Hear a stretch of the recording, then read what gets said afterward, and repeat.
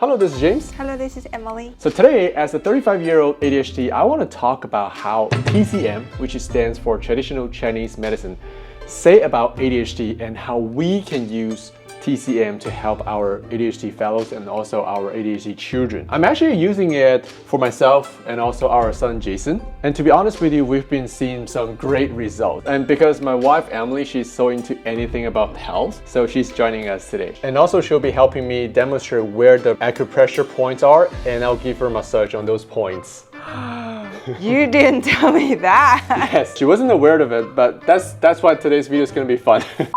We know that Western medicine helps ADHD with medications, exercise, and also behavioral therapy. But actually, traditional Chinese medicine, which has around thousands of years of histories, also has some great ways to understand and improve ADHD symptoms. Okay, the first question is, what is traditional Chinese medicine? It's an ancient healing system from China that focuses on keeping your body balanced and healthy. The earliest medical records in China go all the way back to Shang Dynasty, and that was about 3,000 years ago. Back then, people wrote about diseases on oracle bones, but instead of actual treatments, they mostly used them for fortune telling and rituals. One of the oldest and most complete books on traditional Chinese medicine is the Yellow Emperor's Classic of Medicine, which is also called 黄帝内经 in Chinese. No one knows exactly when this book was written, but most experts think it was finished over 2,200 years ago. This book explains yin-yang, the 5 elements, and qi, and includes one of the most well-known parts of TCM, acupuncture. What is acupuncture? 针灸. There's also a very famous legend about Shen Nong. We call him the divine farmer. He kept poisoning himself over and over again on purpose. And one time he almost didn't make it and killed himself. But do you know why he did such things? Why? Because he wanted to test which herbs are poisonous, which are good for our health. What if he didn't make it? Then we would not know about anything about him. But that's not the main topic today. If you guys are interested, I might make another video about this. So what's the difference between TCM and Western medicine? Oh, that's a very good question. So traditional Chinese medicine and Western medicine take very different approaches to health. Traditional Chinese medicine focuses more on overall balance and disease prevention. It uses things like diet, lifestyle habits, acupuncture, and herbal medicine to keep the body's organs and energy in order. The idea is that when everything is balanced, you are less likely to get sick. And if you do get sick, TCM tries to find out the root that causes the problem and try to fix the roots, instead of just treating the symptoms solely. For example, if someone keeps catching colds, Western medicine might suggest taking vitamin C and wearing warmer clothes to avoid getting chilled. But TCM would look deeper. Maybe it's because a certain organ system is weak, and then TCM will work on strengthening that system or naturally boost the immune system and restore the balance. But I'm not saying which one is better though. Because if we look at Western medicine on the other hand, it focuses on precision treatment and emergency care. So for example, when you get sick, the doctors will be able to quickly identify the cause and use medications or surgeries to fix those problems as fast as possible. So when we use TCM to treat ADHD, we're also improving the internal balance overall. That's right. That's right. That's actually exactly what it is. So let's look at ADHD from TCM's perspective. In TCM, ADHD isn't just a brain issue. It's seen as a sign of imbalances in qi, blood, and yin-yang throughout the entire body. It involves multiple organ systems not functioning properly together. And TCM categorizes ADHD into different types, with each type reflecting a unique internal imbalance. Now, before we start, I need to mention that in TCM, the organs are understood differently from the anatomical organs in the Western medicine. In TCM, organs like the liver, spleen, heart, lung, and kidney are seen as part of a broader functional system instead of just a single organ. So if you hear the word spleen deficiency, it doesn't mean that your spleen has problem. It actually means your entire digestion system is having problem. because spleen represents the entire digestion system. Let's look at these 5 systems one by one. As I said, the spleen is in charge of the digestion system and is also responsible for transforming food into qi and blood. And by the way, we're going to talk about what qi really is very shortly. And spleen plays a very crucial part in digestion, nutrition absorption, and also energy production. So a healthy spleen means better energy and vitality, while a weak spleen may cause fatigue and digestive issues. The second one is the liver. The liver governs the smooth flow of qi and blood throughout the entire body. It helps regulate emotions and ensures that energy moves freely. When the liver is out of balance, it can lead to mood swings, irritability, or stagnation of energy. The third one is the heart. The heart houses something we call shen, which means spirit in English. We're gonna talk about that very soon as well. And heart also controls blood circulation. It is central to mental and emotional well-being, affecting sleep, memory, and overall mental clarity. A balanced heart contributes to a calm and focused mind. So do I have a balanced heart or not? Because I'm having bad sleep, but I have good memory. You definitely have heart problems. And that's why you have problems sleeping sometimes. And you have a lot of dreams. We're gonna actually talk about this as well, about sleep quality. It's actually related to the entire system.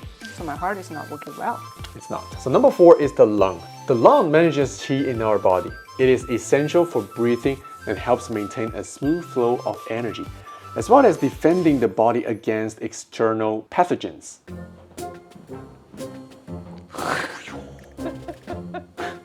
Bad kitty! Now the last one is kidney. The kidney is seen as a storehouse of essence. We call that jing in Chinese. And we're going to talk about that one too right after this. So the kidney is crucial for growth, development, and reproduction. It supports the body's constitutional strength, water metabolism, and also aspects of mental functions like memory. The kidney also helps maintain overall vitality and longevity. So we have all these so-called systems. And how do they connect and work together? Okay, that's a very good question. And that's why we need to talk about Jing, Qi, Shen, these 3 things. So the first one, Jing, we call that essence in English. You can see this as a foundation of a building. A healthy Jing provides the material basis for growth, development, and reproduction. The second one is Qi. We've heard that a lot, right? What is Qi? Yeah, what is Qi exactly? Now, Qi, you can see that as a vital energy. You can basically imagine Qi as electricity that powers a city. So your body is a city. And Qi is like electricity. You can't really see it, but it's running, it's right there, okay? And then it transforms energy from one place to another. Okay. That's qi. Or let's say internet signal. That's information that's transferred through the internet cable, right? So you don't see that information, you don't see the data physically, but it's right there. But electricity is so important because we use electricity to light up our appliances, our lights, our cameras, right? So it's very important to have qi running smoothly in our body. And the next one is shen. We can call that spirit or mind in English. So consider shen as the computer or control center of a high-tech office building. And this system manages everything from the security system to the communication network and keeps the building's operations running in an orderly way. In TCM, Shen represents our mental and emotional aspect. For example, our consciousness, thought, and feeling. So we know in Western medicine, they categorize ADHD as 3 major types: inattentive presentation, hyperactive impulsive presentation, and also combined presentation. So what about TCM? It's actually very, very different. They are categorized into 5 major symptoms with 7 different types of ADHD. They are categorized as hyperactivity and emotional dysregulation, poor focus and low energy, anxiety, shyness and memory issue, slow learning and weak body, and the last one is executive dysfunction and poor organization. Let's look at them one by one. But before we start, I want to share with you guys that TCM has some very common ways to address symptoms, including herbal medicine, acupuncture, acupressure, massage, and diet therapy. But here, we're only focusing on acupressure massage, and diet therapy, because these methods don't really involve medicinal herbs. So they are easier to find especially if you guys live in a city like Vancouver or San Francisco, where you can find Chinese grocery stores or Chinatown. And also on the other hand, why are we talking about acupressure massage is because once you learn how to do it, once you can find those acupressure points, you can basically do it anywhere you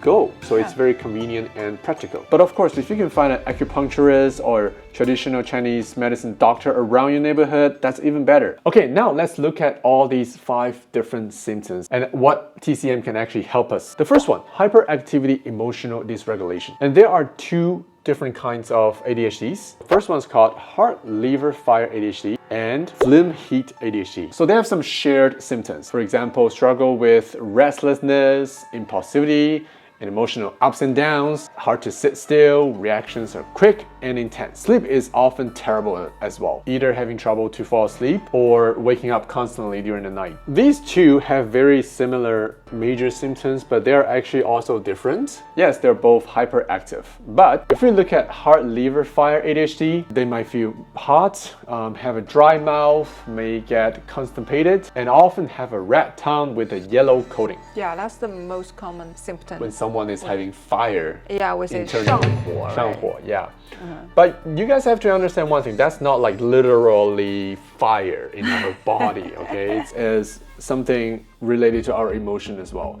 Let's say, for example, some people don't really know how to let go their negative anger, cope with people relationship problem, and they, cause that fear internally inside their body. And that's when the fire builds up inside a sealed pot with no steam release. And the heat keeps accumulating to a point that the body cannot hold this anymore and comes out as the symptoms on our face, on our body, on our tongue, etc., etc. And also anger, frustration, impulsivity. The first recipe I recommend is called a winter melon and koi seed pork rib soup. The second one is lotus seed, lily, and white fungus sweet soup. The third one is chrysanthemum and goji berry tea. Now let's do the fun part, acupressure massage. Most of the time when you press it and massage it, you use your thumb, okay? But sometimes when the pressure point is so deep under the flesh and you cannot really feel anything when you use your thumb, you can use your knuckle to do it like this instead. So the first pressure points that I recommend is called Tai Chong. So Tai Chong is on the top of the foot between the big toe and the second toe. What you can do is slide your finger up along the bone gap toward the top of the foot. Stop when you reach a slight depression before the bones meet. And why this helps? So Tai Chong helps regulate liver qi, clears excessive heat, and also stabilizes emotions. Now when we massage, we just give a firm press and rotate slowly like this for 1 to 2 minutes. And how do you know if you press on the right spot? So let's say, for example, this is my foot. And when you press Tai Chong, usually you'll feel sore and the sensation will go around the entire area. And that's, you press on the right spot. So when I press Tai Chong, how do you feel? That's why I love giving her the massage. The second one is called Shen Men. We also call that mind calming point. So if you look at here, here's a little bone that's kind of round like a ball right here, and it goes just slightly to the side, and it's right here. And when you press on this spot, you should be able to feel a warm sensation around your hand, and sometimes it goes all the way to your fingers. And this point helps you to calm your mind, alleviate stress, and also improve sleep quality. So you have sleep problems, you should always massage this spot right here. So the third pressure point is called Xing Jian. We also call that liver fire release point. And you can find that on the top of your foot, right between your big toe and second toe. And it's close to where they meet. So you can see Xing Jian point and Tai Chong point are very close to each other, right? It's just Tai Chong is a little bit upper and Xing Jian is right between these two toes. Now let's take a look at the other ADHD type, the phlegm heat ADHD. The symptoms include constant talking, scattered thoughts, and difficulty focusing. Physically, the body may feel sluggish, the chest may feel tight, and the digestion might be off. The skin could also get oily, and the tongue often has a very greasy and thick yellow coating as well. The cause is actually very simple. When the digestion system is weak, maybe because of the stress, overeating greasy foods, or consuming too much dairy or maybe sugar, the body cannot process things properly. Instead of clearing out the waste inside your body, leftover dampness will build up. So you might want to ask, what is dampness? Because we always hear dampness, fire, dry in TCM, right? You can imagine this like a dirty fish tank that hasn't been cleaned in months. The water gets murky and the filters stop working and things just slowing down. And let's look at some recipes for phlegm heat ADHD. We have dry tingery pill winter melon soup, quikcly red bean porridge, and lotus leaf winter melon and quikcly soup. These recipes are to help clear internal heat, improve digestion, and reduce phlegm and reduce dampness. And for the acupressure points, we have 丰隆穴, which is to transfer phlegm, harmonizes the stomach, and clears mental confusion. And then we have 中脘 point. This one is good to strengthen the spleen and stomach, aids digestion, and resolves phlegm accumulation. And the last one is 足三里. This one is good to tonify the spleen and stomach, boosts immunity, and reduces dampness. Okay, now let's look at the second major symptom. This one is called a poor focus, low energy ADHD. And separately, we have spleen-deficient liver excess ADHD and spleen-deficient dampness ADHD. Don't worry too much about the names, I know it's very confusing, but let's look at the symptoms together. So these two have some shared symptoms. For example, no matter how much sleep they get, they still feel very tired. Concentration is of course weak, and tasks that require effort feel overwhelming. And digestion might be off, so some people might have bloating or irregular appetite, while others feel sluggish and heavy. Unlike hyperactive ADHD, this type is more about mental and physical fatigue. However, they also have some differences. For example, spleen-deficient liver excess ADHD. These people always feel tired, but also irritable and emotionally sensitive. They get frustrated easily, feel overwhelmed, and can't handle stress well. Even though their body lacks energy, their mind still feels restless. And the causes of it is, you can basically think of a car running on an almost empty gas tank, but the driver keeps pressing the accelerator, which means not enough nourishment, but the liver is still overactive. And that also causes anxiety and stress and burnout. Now let's look at some recipes for spleen-deficient liver excess ADHD, because this type needs food that nourish the spleen while calming the liver to reduce stress and frustration. So I will recommend the first one, millet goji berry porridge. The second one, huangqi and red date tea. These two recipes are good to boost energies, strengthen digestion, and also support the liver. And for the acupressure points, we have 足三里. This one's good to boost digestion, strengthens energy levels, and calm emotional stress. And then the second one, we have 太冲. And this one is to help reduce frustration, smooth emotions, and release stress buildup. And the second time, spleen-deficient dampness ADHD. So these people are not just tired, their head also feels stuffed, like they're in a constant mental haze. They might gain weight easily as well and feel bloated and struggle with digestion. Instead of feeling restless like the liver excess type, they might feel slow and unmotivated. You can imagine a damp sponge that's soaked up too much water, so it becomes very heavy and hard to move, right? And then the body isn't processing fluids properly, leading to excess dampness inside your body, which slows down your energy, thinking, and motivation. I think I have a lot of dampness inside my body. Yeah, it's very... I always feel tired. Yep. It's very easy for us to accumulate dampness inside our body, especially we love drinking cold stuff, right? And cold drinks make our body accumulate dampness easily. So even though in the summertime, that's why a lot of Chinese people like to drink hot water or warm water even in the summertime, and that's the main reason actually. And for the spleen-deficient dampness ADHD, this time needs food to reduce dampness and improve digestion to clear mental fog and heaviness. So we have quikcly and red bean porridge, dry tingery pill, and winter melon soup. And the massage points for spleen-deficient dampness ADHD, we have 丰隆, which is good to clear dampness, improve digestion, and help with mental clarity.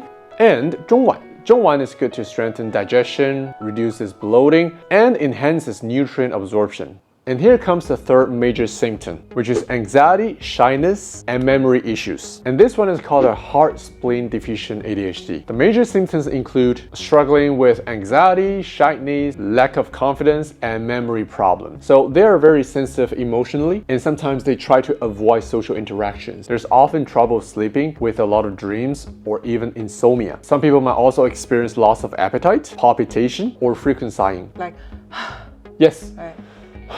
always feel short of breath. This is different from hyperactivity because this type of ADHD people might feel more withdrawn and nervous. And recipes for this kind of ADHD, and to improve heart spleen-deficient ADHD, we need to have foods that nourish the blood, strengthen the digestion, and calm the mind. Here are some recommendations. The first one, long yan, red date, and lotus seed porridge. Second one, ginseng and goji berry tea. And the last one, black sesame and walnut paste. These recipes support brain function, improve memory, and boost overall vitality. And it's also great for long-term cognitive support as well. So elderly people should eat more of this kind of food as well. For the acupressure points, since this type of ADHD is linked to blood circulation and weak digestion, so we need points that improve circulation, enhance brain function, and calm the mind. The first point, san yin jiao. This one's good to strengthen digestion and calms emotional instability. Next one is shen men.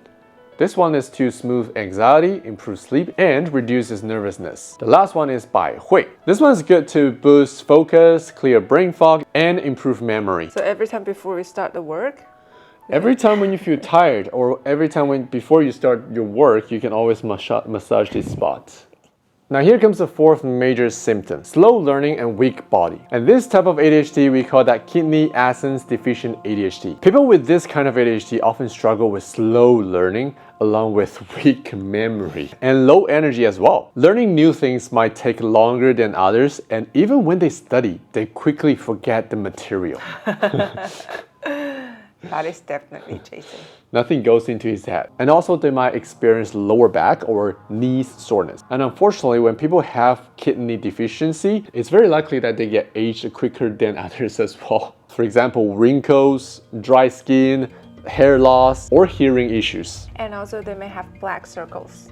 Oh, on their eyes, yes. Yes. Right here. Children with this type of ADHD may grow slower than their peers and seem physically weaker as well. So recipes for this kind of ADHD is to strengthen kidney essence and improve focus. First recipe we recommend is black sesame and walnut paste. We talked about this before earlier. The second one is goji berry and Chinese yam porridge. The last one is duzhong and black bean chicken soup.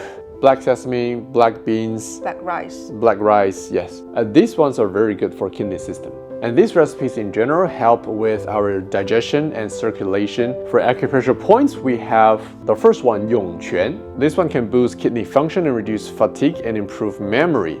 The second one is Taixi. And the third one is Guanyuan. Guanyuan is to restore energy reserves and improve overall vitality. Now here comes the last major symptom, executive dysfunction and poor organization. And the ADHD type is called the heart kidney deficient ADHD. People with this kind of ADHD often feel like their brain and body just can't keep up with things. And their body is making it very hard to plan or stay organized and sometimes stuck in their own thoughts. And of course, this could be very frustrating, which could potentially lead to self-doubt and frustration and lack of confidence. Sleep isn't good neither, and they might experience sore lower back and knees as well. And during the night, they might wake up sweating and feel hot in hands and feet, and also dizziness. And recipes for this kind of ADHD, we have the first one, lotus seed and lily bulb pork soup. The second one, long yan and red date tea. And the last one, black sesame and walnut paste. Generally speaking, these recipes are to help restore kidney energy, improve memory, and enhance focus over time. For the acupressure points, we have the first one, shen men. We talked about it earlier. The second one is taixi. This one's for kidney.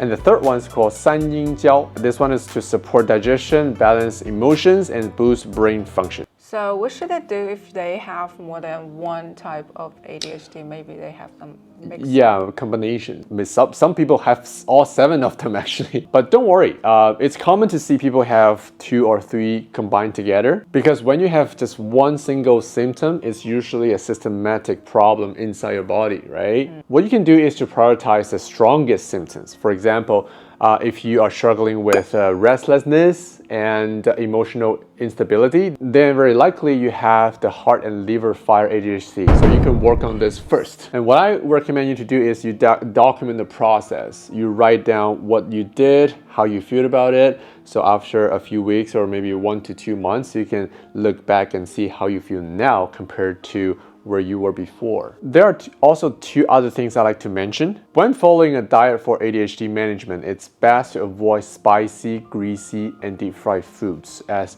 they can worsen the symptoms. And I know, because I know a lot of people are big fans of burgers or pizzas and fries, including myself as well. But when you're on this healthy diet, I highly recommend you guys to control yourself a little bit. And the second thing is, speaking from my own experience, my childhood was definitely very tough. I was experiencing a lot of issues.